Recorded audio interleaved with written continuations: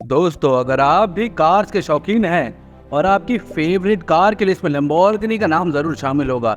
Italy की car company बनाई गई द्वारा बड़े बड़े रईसों के गराज में आपको जरूर देखने को मिलेगी।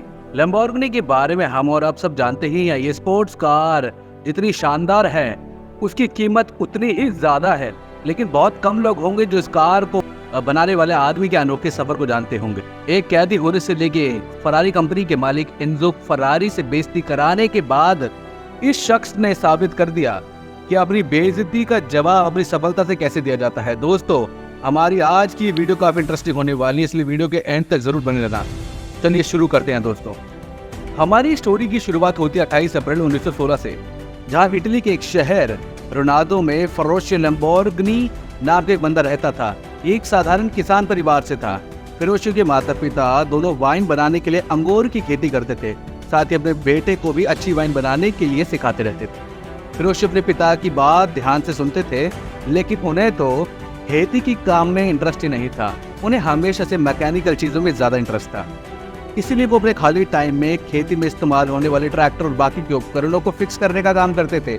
अपने इसी जुनून के चलते उन्होंने मैकेनिकल कॉलेज में एडमिशन ले लिया। इसके बाद उन्होंने कभी खेती के काम को पीछे मुड़कर नहीं देखा। फेरुच्चो को गाड़ी बनाने का भी बहुत शौक था। बाद में इसी शौक को पूरा करने के लिए उन्होंने कैवेलियर रिगी नाम की कंपनी में कार बनाना सीखना शुरू किया, जो इटली की आर्मी मशीनों को मेंटेन करती थी। यहाँ पर उन्होंने काफी वक्त तक अच्छा काम सीखा। इस कंपनी में थोड़े टाइम में आर्मी व्हीकल मेंटेन करने के बाद फेरुच्चो दूसरे वर्ल्ड वॉर में इटालियन रॉयल एयरफोर्स के साथ जुड़ गए और बतौर मैकेनिक वायुसेना के साथ रहे। काफी समय तक युद्ध होने के बाद जब इटली के एक एरिया ने सरेंडर कर दिया, तब फेरुच्चो की पोस्टिंग उस जगह थी और पूरा एरिया जर्मनी के कब्जे में आ गया। जर्मन के कब्जे में आने के बाद शुरू में तो सब चीजें ठीक रहीं, लेकिन बाद में वहाँ रहने वाले सभी इटालियंस को कैदी बना लिया गया, जिसमें फेरुच्चो भी शामिल थे। अब हम सभी जानते हैं कि विश्व युद्ध के दौरान कैदी बनाए गए लोग को किस तरह ट्रीट किया जाता था, उनके साथ किस तरह सलूक किया जाता था। फेरुच्चो को भी उस समय इन्हीं सब परिस्थितियों से गुजरना पड़ रहा था, लेकिन उन्होंने अपनी मैकेनिकल स्किल्स को वहां भी नहीं छोड़ा। कैदी रहते हुए भी कई प्रॉब्लम्स को सॉल्व किया और जर्मन आर्मी की कई गाड़ियों को ठीक भी किया। उनकी इसी व्यवहार को देखते हुए उन्होंने कुछ ही सालों में छोड़ दिया गया। फेरुच्चो के लिए वो समय काफी मुश्किल भरा रहा था, क्योंकि उसी समय उनके बच्चे को जन्म देने के बाद उनकी पहली पत्नी सेलिया की मौत हो गई।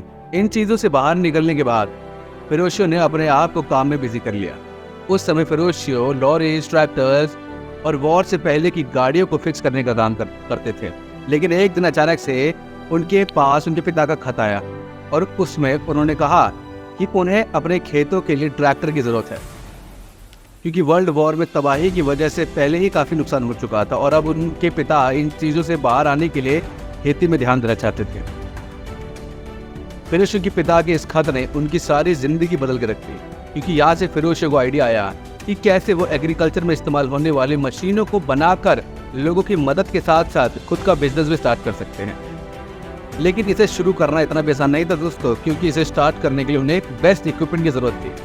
फेरुच्चो ने सोचा कि क्यों ना युद्ध के समय छोड़ी गई मिलिट्री मशीन को इस्तेमाल करके नया ट्रैक्टर बनाया जाए, और अपनी इसी सोच पे काम करते हुए उन्होंने एक ऐसा ट्रैक्टर तैयार किया जिसे महंगे पेट्रोल की बजाय सिर्फ डीजल पे चलाया जा सकता था।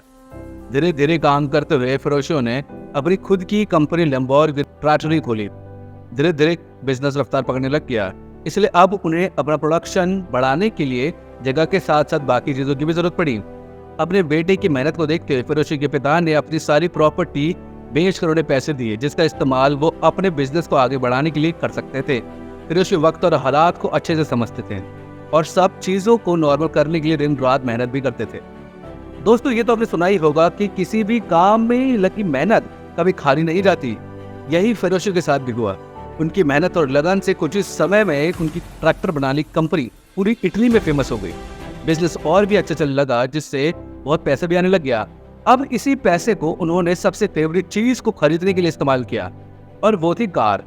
एक से एक स्पोर्ट्स और लग्जरी कार का शौक उन्हें बचपन से था, जिसके चलते उन्होंने मर्सिडीज से लेकर मज़राटी और अल्फा रोमियो तक बहुत सी शानदार गाड़ी अपनी गराज में इकट्ठी करी।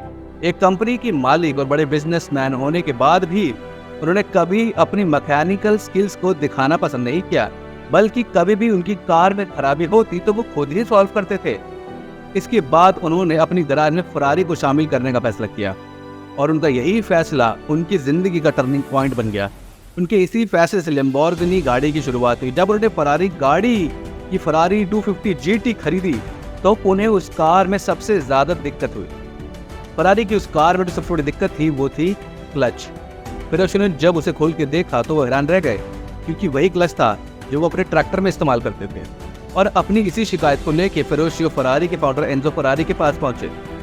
अब दोस्तों ये तो जाहिर सी बात है, अगर कोई इतनी बड़ी कंपनी के मालिक को आकर कहेगा कि आपकी गाड़ी के पार्ट्स खराब हैं या आपकी गाड़ी खराब है, तो उस स्थिति में वो इंसान क्या करेगा? गुस्सा करेगा या अपनी मॉडल की गलती सुनकर उसे ठीक करेगा, या फिर उस बात को सुन के अपनी बेइज्जती समझेगा और सामने वाले की बेइज्जती करेगा। और एंजो ने भी यही किया। वो फिरोशियो पर भड़क गया। फिरोशियो को जवाब दिया कि भाई गलती क्लच की नहीं है, बल्कि कार को ड्राइव करने वाले इंसान की है। तुम जैसे ट्रैक्टर चलाने वाले इंसान को फरारी जैसी लग्जरियस कार कहाँ समझ में आने वाली है? फिरोशियो को एंजो की बात बहुत चुभ गई और उन्होंने उनकी उस बात को लेकर अपने नए सफर पे निकल पड़े। उन्होंने तय कर लिया कि अब वो दुनिया को दिखाएंगे कि असली स्पोर्ट्स कार आखिर होती कैसी है। फिरोशियो के दिमाग में बस एक ही चीज़ थी कि किसी भी सूरत में उन्हें बेस्ट रेसिंग कार बनानी है। अपने इसी मुकाम को हासिल करने के लिए उन्होंने लैम्बोर्गिनी के नाम से एक और कंपनी खोली, जिसमें कार मैन्युफैक्चर करने वालों को रखा गया और उसमें उन्होंने अपने साथ फरारी के 3 पुराने वर्कर्स को भी काम पे रखा। फिर उसने पहली गाड़ी के डिज़ाइन बनाने शुरू करे, क्योंकि वो जानते थे कि उन्हें कैसी गाड़ी चाहिए। कुछ ही महीनों की मेहनत के बाद उन्होंने पहली गाड़ी तैयार की, जिसका उन्होंने नाम रखा लैम्बोर्गिनी 350 GTI। इसमें V12 engine, high speed transmission, 4 real disc brake और 4 व्हील चलने लगे। लैम्बोर्गिनी 350 GT सबसे पहले टूरिंग मोटर शो में भेजी गई, जिसके बाद से लोगों ने उसकी बहुत तारीफ की। इससे फिरोशियो ने एंजो फरारी को भी दिखा दिया कि वो एक किसान या ट्रैक्टर चलाने वाले इंसान नहीं है, बल्कि एक मैकेनिकल एक्सपर्ट भी हैं जो कुछ भी कर सकते हैं। वक्त धीरे धीरे चलता गया दोस्तों और लैम्बोर्गिनी का शोर कार मार्केट में बढ़ता गया, खासकर स्पोर्ट्स कार में, क्योंकि लोगों को इनका डिज़ाइन काफ़ी पसंद आता था। लैम्बोर्गिनी की पॉपुलर डिमांड को देखते हुए 1966 में इसके 2 और नए मॉडल निकाले, जिसमें एक मॉडल का नाम 400 GT और दूसरा म्यूरा P400 नाम रखा गया। बाद में म्यूरा P400 सुपर कार के रूप में जानी जाने लगी, जिसका इंजन किसी भी हाई परफॉर्मेंस कार के मुकाबले ज़्यादा बेहतर था। अपनी इसी कामयाबी के चलते लैम्बोर्गिनी ने मार्केट में एक से बढ़कर एक मॉडल निकालने शुरू कर दिया, जिसमें एस्पाडा, एसलेरो, यूराको जैसी तमाम गाड़ी मौजूद थी। धीरे धीरे लैम्बोर्गिनी बहुत बड़ा ब्रांड बन गई, जिसमें एक समय में सबसे ज़्यादा कार सेल करने वाला ब्रांड भी बन गया था। लेकिन एक समय ऐसे भी है जब इस कार कंपनी को क्राइसिस देखने पड़े। साल 1973 में दुनिया भर में आर्थिक मंदी आई और तेल की कीमत बढ़ती गई, तो इससे कार की सेल पे काफ़ी असर पड़ा दोस्तों, और गाड़ियों को और बनी हुई गाड़ियों को खरीदे ना जाने की वजह से काफ़ी मुश्किल सहनी पड़ी। बाद में फिरोशियो ने इसको बेचने का भी फैसला किया। साल 1998 में लैम्बोर्गिनी ने अपने कई मालिक बदले। 1998 में ये वोक्सवैगन के पास आ गई और वोक्सवैगन ने इसे ऑडियो को बेच दिया। वोक्सवैगन में आने के बाद फिर से इसके सामान बनाए। अभी एक समय पे ये कार बंद होने के कगार पे थी, वही आज लगातार अपना मुनाफा बढ़ाती जा रही है। वही 2016 में इसने अपने सभी पिछले रिकॉर्ड्स को भी तोड़ दिया है और ये कार मार्केट में वापस इतने ज़बरदस्त उछाल पे आ गई है, इसके चलते अब ये दुनिया भर में बहुत से लोगों की पहली पसंद बन चुकी। तो दोस्तों ये थी लैम्बोर्गिनी स्पोर्ट्स कार की फर्श से अर्श तक की कहानी। वैसे आपको कौन सी गाड़ी सबसे पसंद है कमेंट बॉक्स में ज़रूर बताना, और साथ ही यही बताना कि आपको फरारी या लैम्बोर्गिनी में से कौन सी ज़्यादा पसंद है। कमेंट बॉक्स में ज़रूर बताना दोस्तों।